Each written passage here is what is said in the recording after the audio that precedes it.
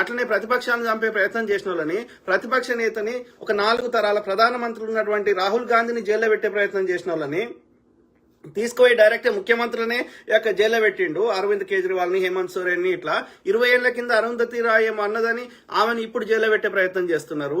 ఇక బరవర్ రావు ఇట్లాంటి ప్రశ్నించే వాళ్ళని, ప్రొఫెసర్ సాయిబాబా, జర్నలిస్టులు, స్టాండింగ్ కమెడియన్స్, ఇట్లా ఎంతో మందిని అరాచకంగా, వాళ్ళు చేసిందేం లేదు, వాస్తవాలు చెప్తున్నందుకే ఇన్ని చేసిన వాళ్ళు 103 మంది పాస్టర్లను లేపేసిన వాళ్ళకు పెద్ద పనా?